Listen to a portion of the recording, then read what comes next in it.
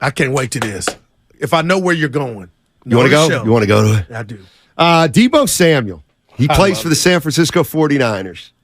And he was doing an interview with Zach Gelb, who we've had on the show. CBS Sports Radio. And he got Deebo on because Deebo was promoting something. Panini trading cards, I believe. So, for those that don't know, the way you usually do this is a guy like Draymond Green. You get Draymond Green on. Subway pays Draymond Green to do interviews. You usually ask him a couple things about Subway, and then you can talk basketball usually, most of the time. I mean, now, I remember when Draymond came on, I was like, look, let's just take care of the Subway stuff first. All right? Ask him about Subway, get it out there. Now, there's two, you could also say, we'll hit Deebo up with the Panini stuff at the end of the interview. So he's on this, he gets introduced, and by the way, he's introduced, representing Panini trading cards, et cetera, et cetera, et cetera. And then Deebo does this interview with Zach Gelb. Okay. Just take a listen. It's a minute and a half because I found it very interesting for a number of reasons. Take a listen, Goo, and everybody. I saw what you said about the Eagles back at the Super Bowl at Sirius, where if Brock Purdy didn't get hurt, you guys would have won that game by double digits. Why would that have been the case? I don't know. That's old. So do you not still believe that? I mean, I do, but I mean, we're not gonna keep talking about it. I mean, I said what I said. Gotcha. So then what happens this year when you play Philly on December 3rd? I don't know. Just wait till week 13, 12, whatever week it is. We'll show you. Well, then you know how that's going to go down. You're going into Philadelphia. Those fans are going to be booing you loud. You have a message for Eagles fans? Hey, guys. Yeah? All right, we're good to go. What do you mean? We have Deebo on right now. Oh, boy. Yeah, I know, but we're going to head into camp right now. Are you serious? Okay. Thank you. There you Thanks, go. Bye.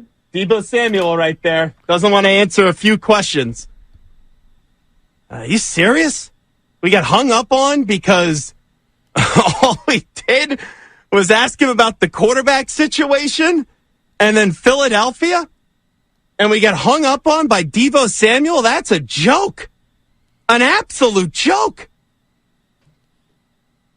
That's absurd. We were told we had 15 minutes with him. He was on for 5-6 minutes. And he didn't want to answer anything. So I've done this long enough. That was just get the promotional plug out of the way. Then you don't want to answer any questions, and you hand the phone off to the public relations person. What a joke that was. All right, Goop, you have at it first. Well, I really believe Deebo Samuel cannot stand any and everything Philadelphia. He is not about that gangrene life. He went on to do and talk about his charity or whatnot, the subject matter, and I don't think Steiny, after hearing it again, I understand how they feel about it, but Deebo, he don't like nothing Philly, so I'm going to give him who am I? I have no problem with it. Bye-bye.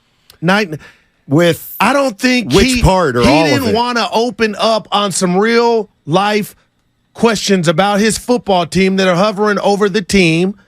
That was not Mayoko, maybe. That wasn't the venue. He didn't want to he looked at those dudes as the little rascals. And their energy went like, yeah, you can tell us something so we can go viral. And I guess for whatever reason, he was in the headspace of, you guys ain't worthy of getting it. I ain't giving it to you because you're the enemy. I can't wait to hear your take. I heard, first of all, it is a touch unfair, the segment we played, because Deebo had been on for 2 or 3 minutes prior. Go ahead, Evan. Well, just one clarification. Zach Gelb is with CBS Radio. He's not associated with the Philadelphia station. He used to be there, but it's a national show. Gotcha. So he had asked a couple. Agenda. He had called a couple, just I think pretty basic questions. Oh, he asked Deebo about the year he had, and Deebo basically said, "Yeah, I was terrible. I'm going to be better." So he did talk. Like he's right, but look, Deebo Samuel, he doesn't speak in long stretches. He's not an easy interview, as it were. But he just isn't. Did his from the handler say, get-go. Deebo, you got to do 15? Well, he got paid for it. This is the kind of thing this kind of interview that Deebo gets paid for. And again, usually the way it works is we're going to ask you. We'll either start out with the Panini stuff or we'll finish with the Panini stuff. What you're endorsing, what you want to talk about. But it's also understood, we want to ask you some. We want to ask you some questions about the team. It's the biggest story in the league right now. One of them. So, You don't fault Deebo? No, I don't doubt, Zach Gelb, at the end, I could see how Deebo, this, that, and the other thing. But this actually, I'm making a big interpretation here. But what I'm hearing is, why did that bother Deebo Samuel? To me, it started with the quarterback situation. Because there was talk before that a little bit about Purdy and Trey Lance. And what Zach Gelb, who was on with the morning show, said was once he started asking about Lance and Purdy, Deebo just was not into it, man. That's fair. That's fair. Why isn't he into it? Because he gets asked about it all the time. Deebo Samuel gets every time he does an interview. He's asked about the quarterback situation. How's Purdy doing? How's Lance doing? Who do you like to play with? Which is better? Who's the? You know what? He's sick of it. That's what I hear. He's like, quit asking me about the quarterback. I don't know. That's what I'm hearing. Like, I guess Brock's like, I hear what you hear. Purdy's going to start unless he's not, and then we'll roll with Trey. I like Purdy. I like Lance. Don't try to get me into who I like better, this, that, and the other thing. And now I'm going to extrapolate just a hair more. I think the team in general is just frustrated, and we can talk about with whom, about the uncertainty at quarterback. And they're sick and tired of getting asked about it. And whether you believe it or not, I think it's now become a dynamic in the locker room. Not one they can't overcome. It's not going to split the locker room. But you know what it's going to do? Shasky had the word. It's going to exhaust the locker room. I'm not mad at that, but I don't believe that's what set him off, Steiny. I believe he's still smarting over the loss to the Eagles. And I believe the guy wanted Deebo to go viral when he said, do you want to speak to Eagle fans? And I think Deebo, he didn't want no part of it. Like, you ain't going to get me to say nothing. You ain't going to set me up. Now I'm hearing you and Shasky.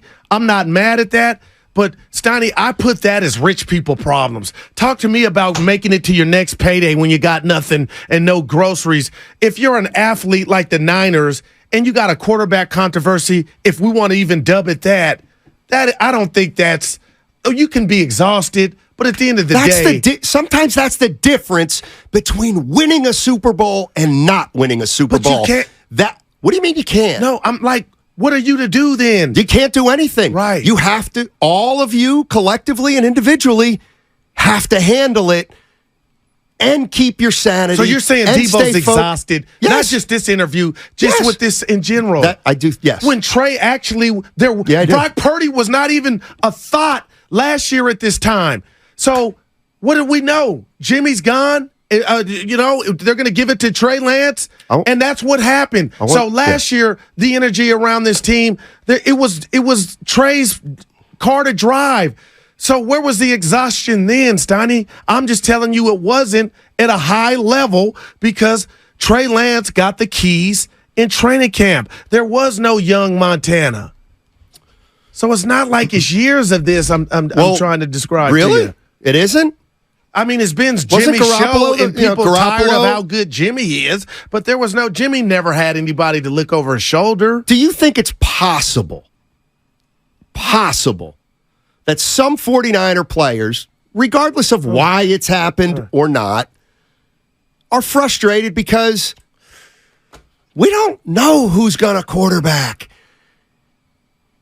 Because that's the way it's gone for years now. Okay, now I get it. Everybody knows there's injuries in football. Real quick, take a listen to this. Is Greg Cosell and love Greg and our guy Ross Tucker on a podcast. They were talking about a report from Matt Mayoko, NBC Sports Bay Area, that basically the 49ers believe, or Matt Mayoko reported that the 49ers believe they're higher on Trey now than they've ever been. Take a listen. I don't know if it's right to say they've soured on Trey Lance. It's just the fact that they still believe that Trey Lance is a quarterback that needs work and that he's a work in progress. And this is not a work in progress roster, Ross. So, it comes across in a very negative way. And we don't know if that's fair or not. But the fact is, if Brock Purdy is healthy and ready to play, he's going to be the quarterback. All right, so Damn. you think the team knows what's going on? As far as who's the number one? Yeah. No. Okay. And I believe, I got to say this. That kind of sucks for a Super Bowl contender, I would think. Especially if you've been a Super Bowl contender for the last 4 years. Okay. Boy, it'd be nice to have a quarterback you knew. Yeah, but what if I told you last year when Trey Lance was announced starter that the season was going to get off the track in regard to the quarterback and Mr. Irrelevant was going to take over? Yeah. You would have never, I'm just speaking to everybody, nobody would have stood up and said, oh, this team is destined to go to Philly to be 4 quarters away from a Super Bowl. You're right. We're just sitting in the revolving door. The constant.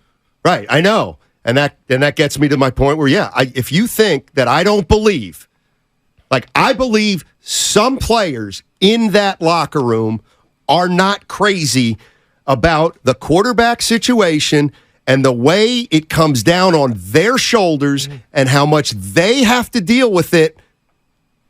Maybe there is some residual at Let me ask you this. Do you think, and I'm just messing around here, but do you think Christian McCaffrey, let's say Christian McCaffrey's talking to Kittle, and they're just joking around. You think George Kittle wouldn't say to McCaffrey, or McCaffrey goes, "Hey, we got that.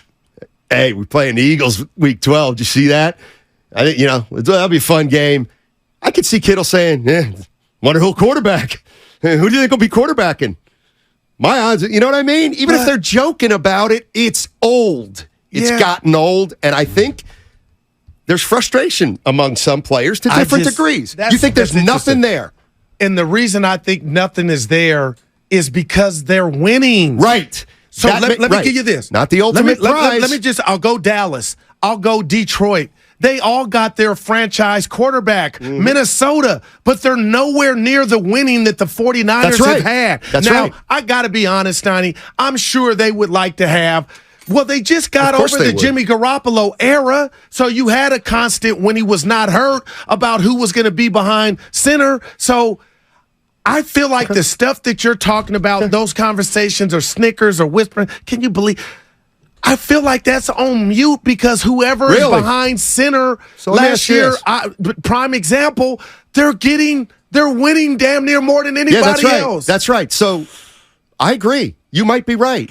But you can't see that for 4 years we've been knocking on the door, and the one constant is uncertainty at the quarterback position. If I'm the competitor of all competitors, I might say, if Kyle would have figured out the quarterback situation earlier, we'd have 2 more Super Bowls. Or if Tark catches a ball 13-3 ain't good enough in the NFC Championship game, we're going to our second Super Bowl. Or if Mosley doesn't turn the wrong way on 3rd and 15.